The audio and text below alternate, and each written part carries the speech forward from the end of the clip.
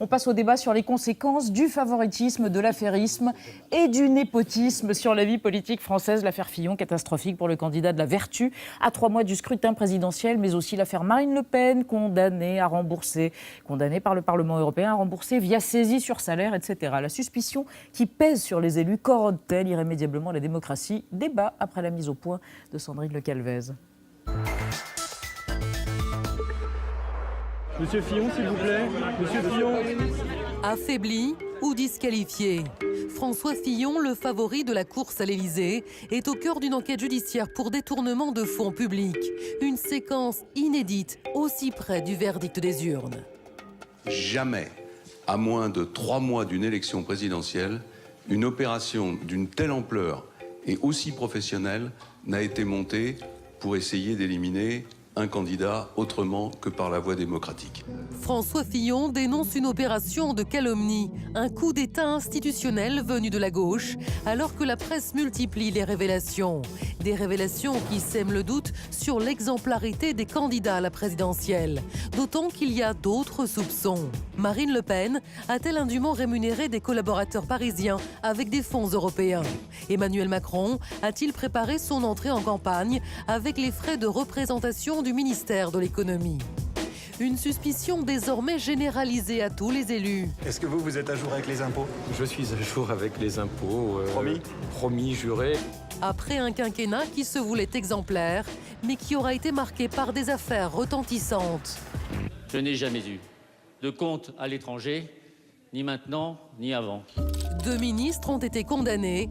Un 3e atteint de phobie administrative se retrouvera devant la justice en avril. Les yeux dans les yeux, les politiques nous disent-ils toujours la vérité? Petits arrangements en famille, petite fraude ou gros délit, la République peut-elle vraiment être exemplaire? Comment surmonter la défiance des électeurs? Bonsoir Fabrice Arfi, vous êtes journaliste enquêteur à Mediapart. Vous considérez que la Ve République ne protège pas les citoyens contre la corruption. Elle préfère protéger les élus qui sont pris dans les filets de la justice anticorruption. À côté de vous, Julien Aubert, bonsoir, votre téléphone est rangé. Oui, vous êtes député Les Républicains du Vaucluse. Votre livre, je ne l'ai pas, je le cite, Salaud d'élus, paru en novembre 2016 aux éditions 100 000 milliards. C'est clair. Vous considérez que les élus sont a priori coupables dans la tête des gens alors qu'une très large partie des élus est honnête, travailleuse et sincère, tout parti confondu, précisez-vous.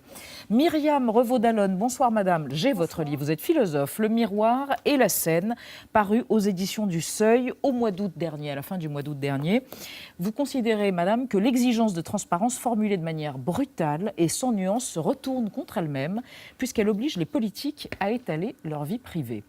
Tout à fait. On démarre avec une question. Nadia, vous êtes enservie sous les questions de spectateurs. Oui, et j'ai choisi cette question. Pourquoi des enquêtes de bonne pratique des candidats, locaux, régionaux ou nationaux, ne sont-elles pas faites avant les candidatures? Fabrice Arfi, est-ce qu'il faudrait passer au radar tous les gens qui se lancent en politique avant? Je pense que l'affaire Fillon, ou toutes celles qui ont été citées dans le reportage qui précède notre conversation, montrent que institutionnellement, culturellement, judiciairement et même d'un point de vue citoyen, notre République est sous-armée pour parer et déminer ce type d'affaires. Pensez qu'il ait fallu l'enquête de Mediapart pour découvrir que le ministre qui, au sein d'un gouvernement, est censé lutter contre la fraude L'affaire fiscale, Cahuzac, donc. l'affaire Cahuzac, est un fraudeur fiscal. Il faut le canard enchaîné pour découvrir l'affaire Pénélope Fillon, de ses enfants. Aujourd'hui, ce que nous racontons dans le journal sur les activités de conseil très surprenantes et très secrètes de M. Fillon, qui lui font gagner beaucoup d'argent et le jettent dans la foire des conflits d'intérêts. Nous ne sommes pas au rendez-vous de ce point de vue-là pour empêcher que ces affaires naissent. Et c'est de cela que naît ce sentiment nauséeux du tous pourri contre lequel il faut absolument lutter. Mais quand on ne se donne pas les moyens pour découvrir et pour sanctionner, il ne faut pas s'étonner que de ce mystère errant naisse le soupçon et la défiance. Alors, les élus sont déconnectés, les électeurs sont plus que défiants. Vous avez un chiffre à propos. Alors, on revient aux pratiques à l'Assemblée nationale. Voilà, le chiffre du jour, c'est 1/5, c'est la proportion de députés qui emploient un membre de sa famille. Rappelons que c'est parfaitement légal, qu'il y a de l'argent qui est mis à la disposition des parlementaires pour employer qui ils entendent pour les assister. Julien Aubert, est-ce que vous employez des gens de votre famille? Non. Et est-ce que la question a pu se poser ou est-ce que vous considérez qu'il fallait mieux l'éviter? Je n'ai jamais réfléchi à cette hypothèse. J'avais réfléchi en revanche à interdire par une proposition de loi ceci, donc j'avais réfléchi au sujet. Le problème qu'on a, c'est que si vous voulez interdire, vous n'empêcherez jamais quelqu'un qui veut vraiment contourner la loi eh bien, d'embaucher la femme du député voisin de bureau et vice-versa, donc avec des affaires où vous n'aurez pas des contrats de travail qui sont rattachables au mari proprement dit ou au père proprement dit. Sauf s'il y a des instances de contrôle. Et l'étape d'après, non, parce que c'est parfaitement légal. Si vous dites c'est interdit, M. Aubert, il ne peut pas embaucher Mme Aubert, mais il peut embaucher Mme Fillon. Et de toute façon, vous pouvez avoir n'importe quel contrôle, ce sera légal. C'était un exemple comme ça. Et l'étape d'après, oui, je précise que c'est pas vrai. Purement gratuit. Et l'étape d'après, c'est alors du coup, on dit, dans ce cas-là, il faut interdire tout pour tout membre de la famille. Et là, vous rentrez dans un problème de droit, qui est que ce serait une discrimination. Ajoutez sur ceci qu'on rentre après dans des questions sans fin. Oui, mais alors, on n'est pas mariés, mais on est concubins. Alors, est-ce qu'on rentre sur le domaine de la loi les cousins, c'est Marine Le Pen au Parlement européen. On rentre après, si vous voulez, dans toute une série de règles, de normes, d'encadrement. La véritable question, c'est de savoir si un député gère de l'argent public, et dans ce cas-là, il faut appliquer tout simplement ce qui est utilisé dans le domaine de l'État, ou alors est-ce que c'est comme un chef d'entreprise privée, il a une liberté dans l'utilisation, mais dans ce cas-là, il ne faut pas parler de... Attendez, avant que vous réagissiez, je vois Myriam Revaud-Dallon qui a l'air scandalisée, ou en tout cas qui a envie de réagir. Non, pas du tout, non, pas scandalisée. Donc je pensais plutôt à la façon dont, on avait résumé ma position sur la transparence, qui me paraissait un peu, un peu ambiguë. C'est ce que vous avez dit au téléphone ce matin. Parce que justement, c'est là, moi je récusais le concept de transparence à tout trop de transparence. Parce que je pense que c'est quelque chose qui n'est pas, qui n'est pas tout à fait adéquat, parce que la transparence en matière de vie privée ou de mœurs, c'est pas du tout la même chose que la transparence en maniement en l'occurrence, quand concerne le maniement de l'argent public ou des fonds publics. Donc là aussi, c'est ça que j'ai appelé l'exigence de transparence maniée de manière extrêmement brutale. Je parlerai plutôt, au fond, je reprendrai plutôt le terme qui a été introduit au XVIIIe siècle par la philosophie des Lumières, c'est le principe de publicité, qui n'a strictement rien à voir avec la publicité telle qu'on entend la réclame. Danone ou Coca-Cola, mais le principe de publicité, c'est-à-dire le fait que dans l'espace public, il doit y avoir une visibilité des comportements publics. Voilà. Donc, et vous abondez.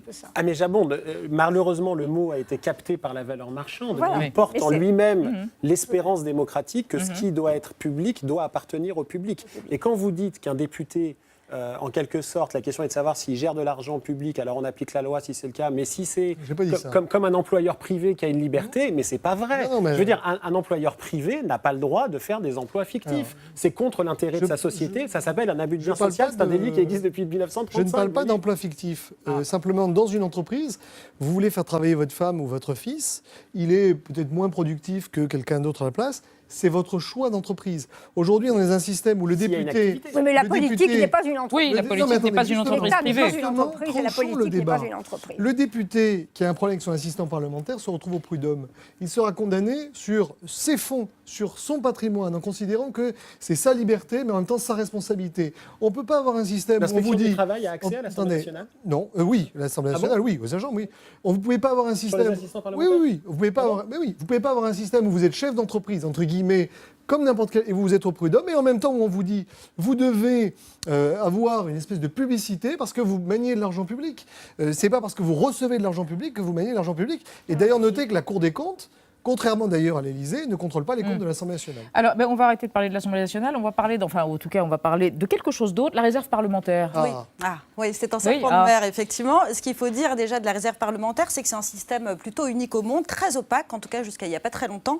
Et le principe est assez simple, c'est une enveloppe, une cagnotte de 80 millions d'euros pour l'ensemble des députés environ et 60 millions pour tous les sénateurs, et dont l'utilisation est normalement régie par une règle très stricte. Ces fonds doivent servir à, j'ouvre les guillemets, soutenir les collectivités déstabilisées par des circonstances exceptionnelles susceptibles de justifier la mise en œuvre de la solidarité nationale. Et cette réserve parlementaire, elle pose plusieurs questions, surtout sur l'utilisation qui en est faite.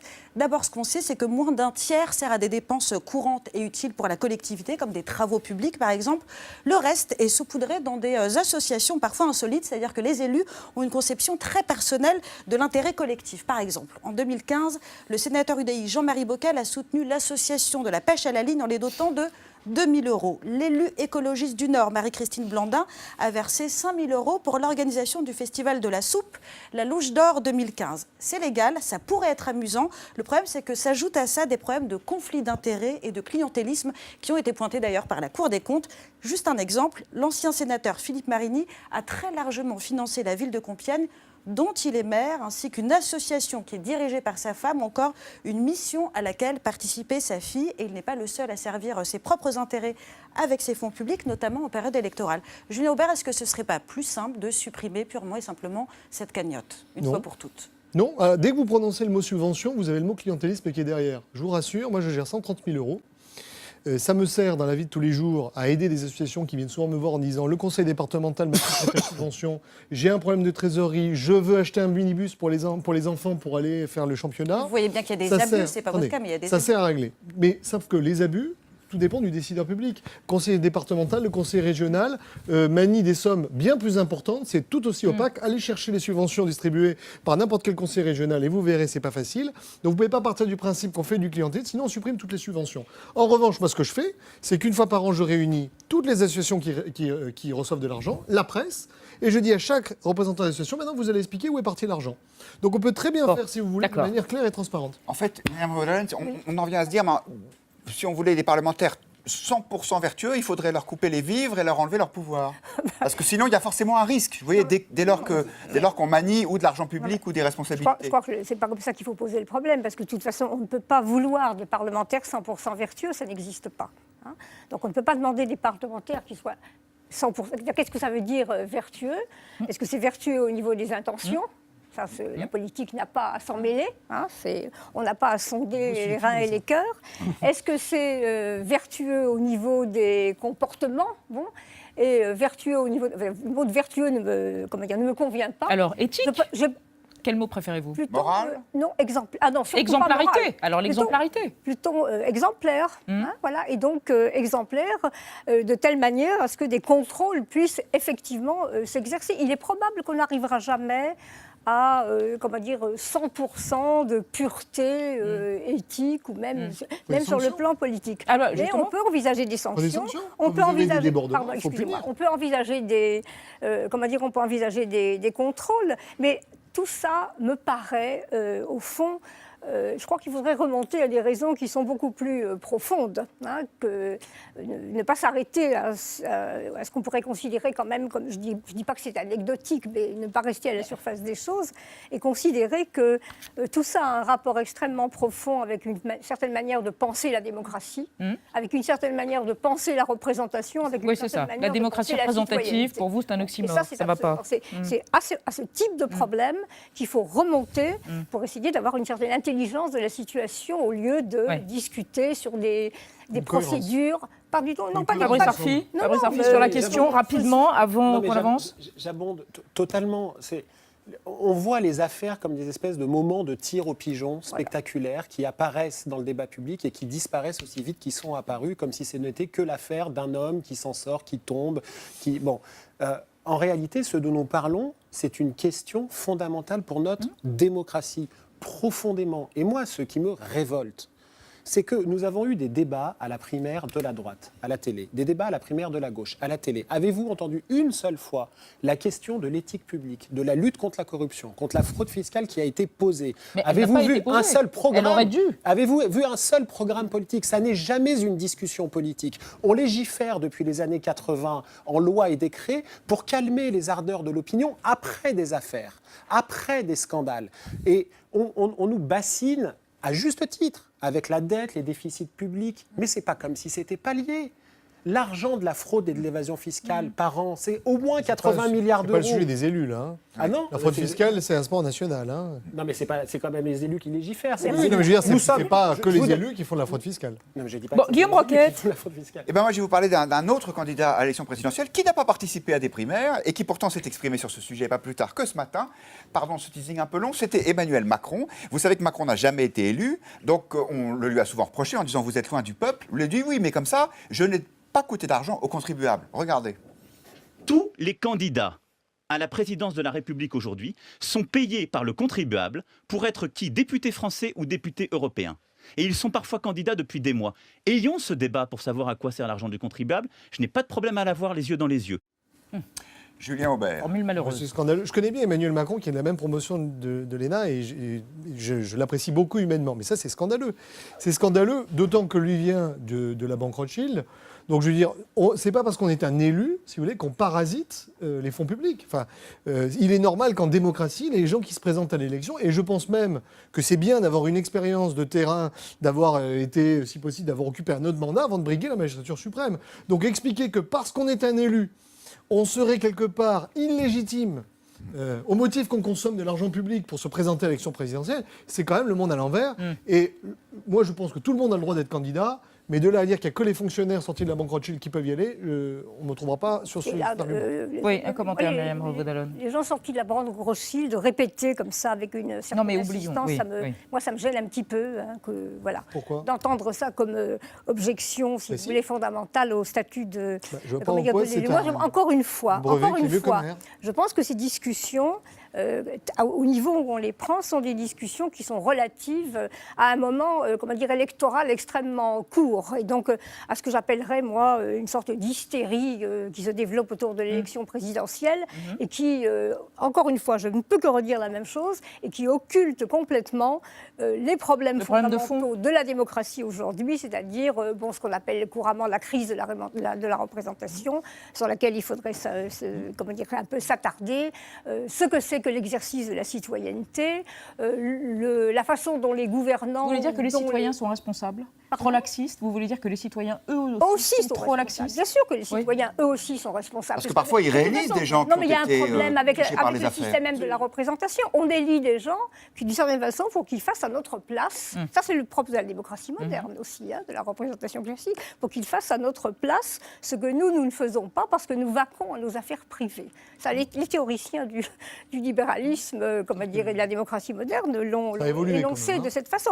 Oui, d'accord. Aujourd'hui, les gens, ils veulent contrôler au jour le jour, par Facebook, par Internet, par mail, par vidéo. Un mot sur cette question, Fabrice Arfi. C'est un autre problème. Requête, vous dites les citoyens réélisent des élus parfois pris dans les filets de la justice ou corrompus. C'est vrai, et c'est un problème. Et c'est un problème qui nous incombe à nous, notamment aux journalistes, de faire la pédagogie des ravages de la corruption. La corruption, on en paye une double facture. Une facture symbolique démocratique, défiance dans la justice, défiance dans nos élus, et une facture financière. Il y a un invariant de la corruption. L'enrichissement d'un seul, c'est l'appauvrissement de tous. Et c'est parce que nous ne savons pas, et je m'inclus dedans, que nous faisons des affaires simplement des espèces de faits divers financiers spectaculaires, en oubliant la leçon de choses qu'il y a derrière, que nous ne musclons pas ce muscle citoyen pour faire comprendre qu'un élu corrompu, il appauvrit ses administrés au portefeuille. On y reviendra. Mais d'abord, une sorte de démonstration avec le cas Louis Alliot, portrait par Thibault Nolte. C'est bien quand même. Ils sont au centre de l'histoire et méritent forcément quelques déboires. Tandis que le Front National est accusé d'avoir utilisé des emplois fictifs au Parlement européen, son vice-président dénonce une cabale. Alors, faut-il renoncer à Louis Alliot ? Au FN, Louis Alliot est en charge du projet. Comme 22 autres frontistes, il est aussi député européen. En 2011, contre 5 000 € mensuels pour un mi-temps, il avait été embauché comme assistant parlementaire par sa compagne, Marine Le Pen, en dépit du règlement. Pour justifier cette insulte au droit, le couple Alliot-Marine, un couple d'avocats, avait nié la conjugalité de sa relation. Non, vous avez confondu. Marine, ça n'est pas ma compagne, c'est ma campagne. Mon air pur, mon petit pré, avec ses bouses, ses chardons. Qu'est-ce que tu dis, Loulou ? Non, avec ses coquelicots, ses rouges aux gorges. Voilà. Pour balayer les actuelles accusations d'emploi fictif au sujet de 2 cadres du FN payés avec de l'argent européen, Louis Alliot a convoqué la théorie du complot. Comme en 1990, lorsqu'il était convaincu que les nazis profanateurs du cimetière juif de Carpentras étaient payés pour le faire par des ennemis du FN. Et le FN, dans la famille Alliot, très Algérie française, est un soleil sous lequel Louis s'est épanoui comme un tournesol. Chérie, Louis me fait très peur. Il veut lire Pif Gadget et écouter ACDC. Putain, on laisse pas tomber le gamin. Hein ? Toi, tu l'abonnes à Minute et moi, j'achète tout Michel Sardou. OK ? Action. Directeur de cabinet de Le Pen Père, Loulou a conquis le cœur du FN. Il est un secrétaire général remarqué pour ses purges, il a conquis ses jambes et enfin sa tête à la vice-présidence. En 2011, le nouveau numéro 2 qualifiait la France de république mondialiste. Mais ça, c'était avant. Merci Thibault Nolte. Fabrice Arfi, le Parlement européen est largement plus sévère que le Parlement français. Mais en tout cas, il a pris des décisions, pris notamment d'interdire les emplois familiaux. Ouais. Et on voit que c'est vrai que le Front National qui se goberge et pense pouvoir se nourrir comme la bête immonde des affaires des autres et de la faiblesse des autres, en effet, rase les murs et a raison de raser les murs puisqu'ils sont eux-mêmes cernés par les juges anticorruption. Et Mme Le Pen doit la bagatelle de 300 000 € pour une affaire d'emploi fictif au Parlement européen. Donc, sans avoir gouverné dans un gouvernement, le FN est l'un des partis les plus cernés par les affaires. Il faut plus de lois, il faut donner des coups de bâton, il faut des sanctions exemplaires, il faut une inéligibilité définitive en cas de corruption. Moi, je pense que l'un des aspects du rejet des gens, c'est qu'on a des battages médiatiques très intenses, on lynche médiatiquement, souvent d'ailleurs sans savoir... Qu'est-ce que ça veut dire un lynchage médiatique? Un lynchage médiatique, c'est quand vous mettez quelqu'un comme Éric Woerth ou Jean-François Copé... Non mais attendez, arrêtons de parler des personnes, restons principiels si vous voulez bien pour conclure. Moi, en une des journaux, en disant il a fait ci, il a fait ça, et qu'à la fin, quand le wagon judiciaire arrive, on s'aperçoit, vous avez 3 lignes, et on s'aperçoit qu'il y a eu relax. Je préférerais... Dans Julien Aubert, on essaye de parler de principes réappliqués pour essayer d'assainir. Donc, ne revenons pas sur des vieilles affaires. C'est que vous avez un lynchage médiatique, on fait beaucoup de mousse médiatique, et pénalement, je suis désolé, en matière de sanctions, on ne peut pas dire que la justice française soit la plus rapide et la plus redoutable. D'accord. Alors vous demandez l'exclusion de Patrick Balkany qui a été condamné. Mais il a été condamné. Mais est-ce que vous demandez Ne parlons pas de cas particuliers. Rentrons dans le principe. Myriam Revaud-Dallon. Ce que vous appelez lynchage médiatique, on pourrait aussi bien l'appeler, dans une autre perspective, on pourrait l'appeler contre-pouvoir de l'opinion publique. S'il est juste. Pardon ? S'il est juste. Non, mais s'il est juste, qui est-ce qui décide s'il est juste ? Non, mais attendez, on n'est pas là pour faire des procès aux uns aux autres. S'il vous plaît, on essaye de partir sur des principes. C'est que l'exercice de la démocratie, l'exercice tel qu'il a été théorisé dans la démocratie représentative, c'est pas simplement qu'on va élire des représentants tous les 2 ans ou tous les 5 ans, c'est qu'il y a un système de contre-pouvoir qui s'exerce absolument en permanence et que les citoyens sont aussi... C'est une démocratie de contrôle, la démocratie contemporaine. C'est une démocratie de contrôle. Donc quand on dit démocratie de contrôle... Est-ce que les pays scandinaves sont des modèles ? Certainement davantage. Certainement davantage. D'abord parce qu'effectivement, je crois qu'il y a une éthique publique. Je crois que dans les pays scandinaves, on fait beaucoup plus la différence entre éthique publique et morale privée. Alors qu'ici, on est dans une très, très grande... Dernière question, Guillaume. Je pense qu'il y a du bon à prendre partout, y compris dans les pays anglo-saxons, en Angleterre, aux États-Unis. Quand les Américains élisent Trump, ça vous surprend ?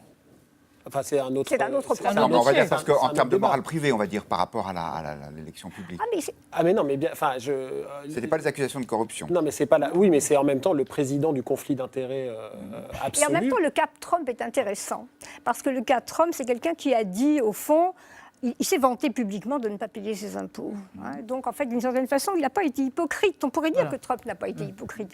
Et il s'est adressé à des gens en se présentant comme un modèle de réussite individuelle, ce qui est aussi quelque chose de totalement antipolitique, puisque la préoccupation du commun, elle est totalement absente. Mais ce qui est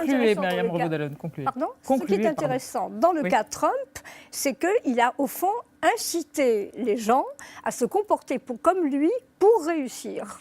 C'est pas du tout la même chose que le cas français. C'est le mot de la fin pour ce soir. Débat à suivre.